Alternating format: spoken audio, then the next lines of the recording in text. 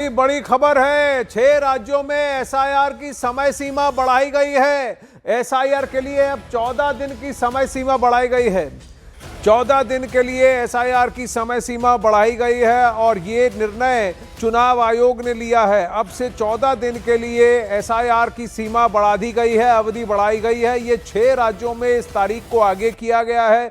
कुछ राज्यों में चुनाव आयोग को काफी दिक्कतों का सामना करना पड़ा था और कुछ राज्य ऐसे हैं कि उनका स्प्रेड और वोटरों की लिस्ट इतनी लंबी है कि इस कार्य को पूरा करने के लिए बीएलओज ने और समय मांगा है। कई राजनीतिक पार्टियां थीं जो कह रही थीं कि एसआईआर की इस प्रक्रिया को पूरा करने के लिए और समय देना आवश्यक है और चुनाव आयोग से कहीं ना कहीं ये गुहार भी लगाई गई कई राज्यों में कि इस अवधि को बढ़ा दिया जाए और तारीख को आगे किया जाए। चुनाव आयोग ने कहा कि जिस तरह से ग्राउंड पर काम चलेगा उसी हिसाब से फिर इस अवधि को आगे बढ़ाया जाएगा। 12 राज्यों में एसआईआर की प्रक्रिया को आगे बढ़ाना था बिहार के बाद। इसमें से ये 6 मुख्य राज्य हैं। नीरज इस वक्त हमारे साथ जुड़ रहे हैं। नीरज, ये कौन से 6 राज्य हैं और कब तक ये अवधि बढ़ाई गई है? उत्तर प्रदेश में बताया जा रहा है कि अब ये अवधि बढ़कर 31 दिसंबर तक हो चुकी है।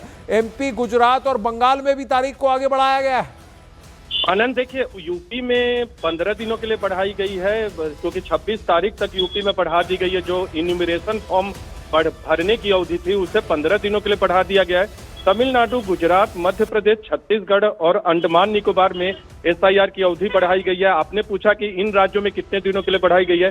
तमिलनाडु और गुजरात में मात्र 3 दिनों के लिए गणना फॉर्म भरने की अवधि बढ़ाई गई है। मध्य प्रदेश, छत्तीसगढ़, अंडमान में 7 दिनों के लिए अवधि बढ़ाई गई। देखिए, उत्तर प्रदेश की अगर बात करें आनंद, उत्तर प्रदेश में बढ़ाने की मुख्य वजह यह है कि चुनाव आयोग चाहता है कि बार बार रीचेक किया जाए क्योंकि वहां के मुख्य चुनाव अधिकारी चाहते थे कि बहुत ज्यादा नोएडा या दूसरे शहरी क्षेत्र है वहां आवाजाही बहुत होती है, तो रीचेक किया जाए कि कहीं कोई गड़बड़ी ना हो, किसी जेन्युइन आदमी का नाम न छूटे, किसी जेन्युइन आदमी का नाम न कटे। और दूसरे राज्यों में भी कमोबेश यही स्थिति है और दूसरे तकनीकी वजहों से ये 3 से लेकर 7 दिन। देखिए, आपने एमपी, गुजरात, तमिलनाडु और अंडमान की बात की, आपने उत्तर प्रदेश की बात की कि 26 दिसंबर तक अवधि बढ़ाई गई है, यानी कि 15 दिन बढ़ाई गई है। बंगाल में क्या हो रहा है?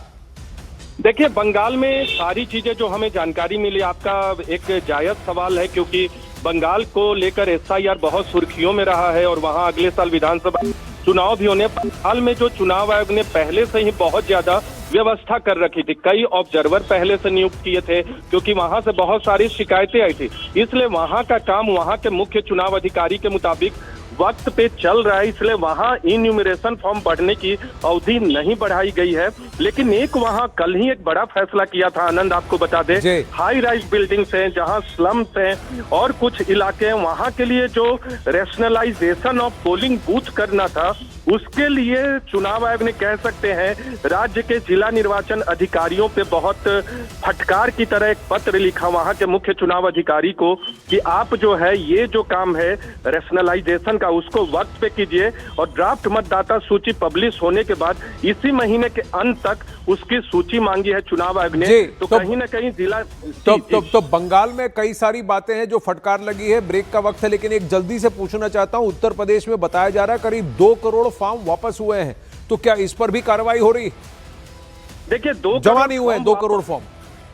2 करोड़ फॉर्म जमा न होने की उन्हीं सब चीजों को चेक करने के लिए आनंद की क्यों ये फॉर्म जमा नहीं हुए, जेन्युइन है कि नहीं, कहीं सही आदमी का नाम न कट जाए या गलत आदमी का नाम न जुड़ जाए, इन तमाम चीजों को चेक करने के लिए चुनाव आयोग की तरफ से 15 दिन बढ़ाने का फैसला किया गया है ताकि एसआईआर में कोई भी कमी न रहे।